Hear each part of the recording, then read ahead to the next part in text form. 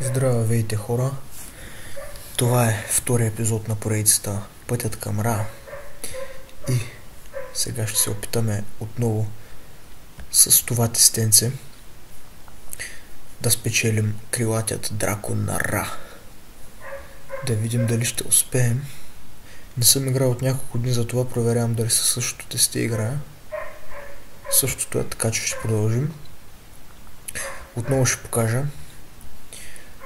Процентните карти, които притежавам, са 25,4, така че продължаваме към търсенето на този могъщ дракон Ра.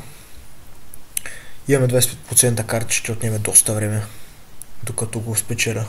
Така си мисля. Все пак това е най-могъщата карта в историята на Yu-Gi-Oh! И така да видим какво ще направим сега. Дали ще спечелим дуела.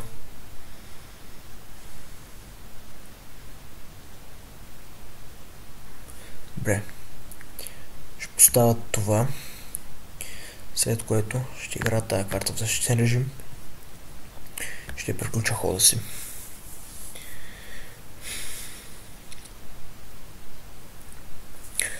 Добре. Келтския войн.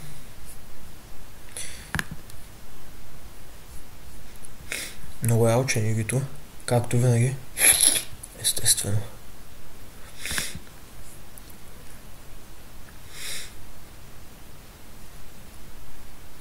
Грешка за него.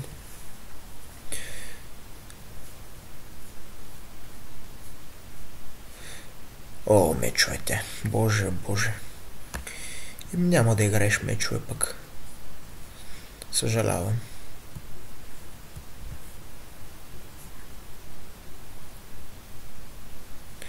Това рицар не може да бъде унищожен от карта, която има 1900 или повече атака. Затова вижте какво ще направим. Ще бъдем тази карта в атакуващ режим, защото е по-силна. И след което ще я убия.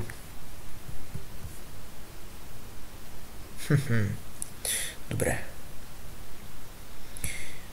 След което ще играя Dark Blade в атакуващ режим и ще поставя Trap Hole, добре. След което ще поставя Call of the Hunted с лице надолу и приключвам.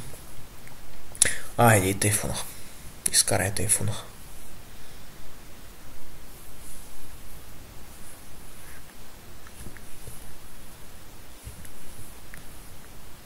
Да, добре, очаквал го.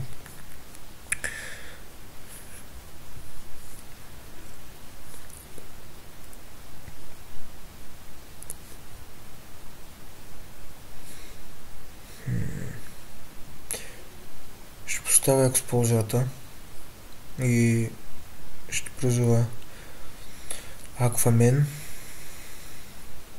Чудя, айде, няма да предприемам други действия и ще приключа.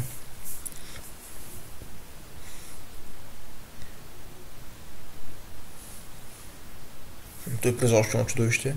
Тази е доста добра. Има доста готин ефект, но аз ще жертвам. Да, ако атакувам това, тя ще пренасоча атаката, за това не искам да ги самоубивам, а ще жертвам за могъщото ми чудовище Джинзо. Yes. Много се кефя като производ Джинзо. Сега атакувам по скил Dark Magician, защото не искам тази да си използва ефекта. И приключвам.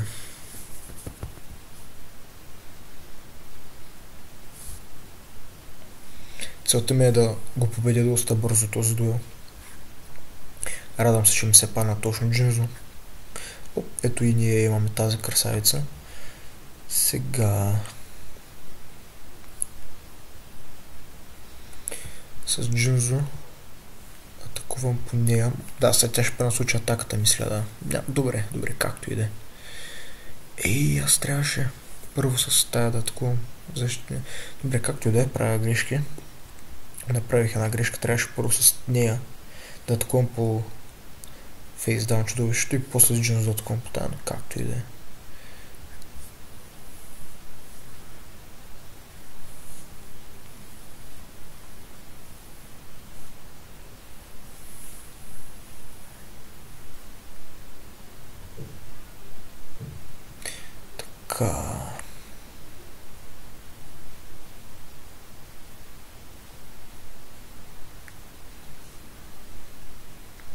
Така. Така. Добре.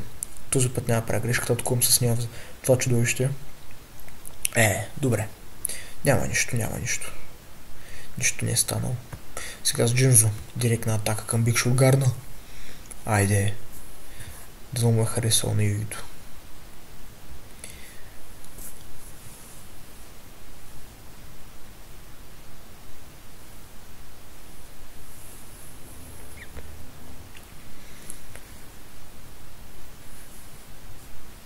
Сега призовавам кралицата Харпия и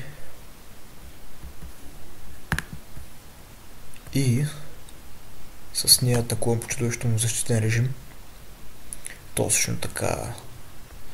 Сега с Джинзо атакуваме по валкирията на магиосника и с моята валкирия атакувам него директно.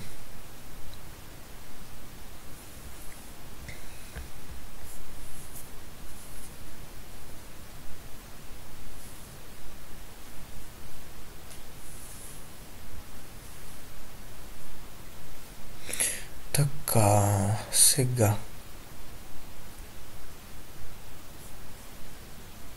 Ти играя гигантско торнадо, защото не искам да виждам негова карта на полето. След което ще сетна Magic Jammer-а, експлозията и този господин. И ще специално призова друго чудовище. Искам да бъда максимално агресивен.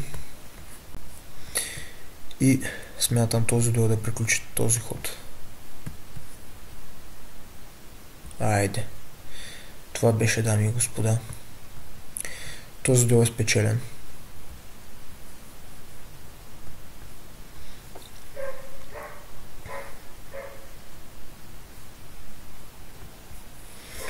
Това е. Победихме го. Бих казал по-бързо от очакваното. И да видим дали ще бъде крилатия дракон на Ра.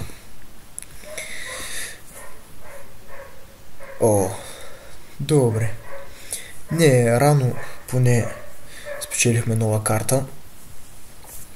Мисля, че даваше някаква кръв към жизнените ни точки, но не съм сигурен. Добре, хайде, нека погледнем какво прави. Изглежда като интересна карта. Ако си спомняте, в миналото видео отново спечелих магическа карта. Нещо ни е потръгнал на магически карти в поредицата. Това е втората магическа карта, която печелим едно след друго. Да видим какво прави. Може да е нещо интересно. Ето е. Някакъв алигатор. Себекс Блесинг. И може да активирате тази карта, когато чудовище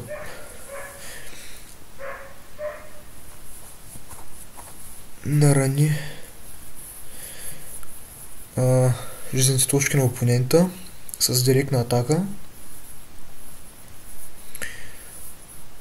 Чакайте малко, че се обърках. Значи активираш тази карта, когато чудовище е набило директни щити на опонента жизнените точки. Увеличавам собствените си жизнени точки с количеството равно на директната атака, която съм нанесъл на опонента. Да, супер. Значи ако го атакувам с Джинзо, ще си дам 2400 жизнени точки. Това е супер, доволен съм, може да я добавя. Ще видим. Добре. Хайде хора, до следващия път.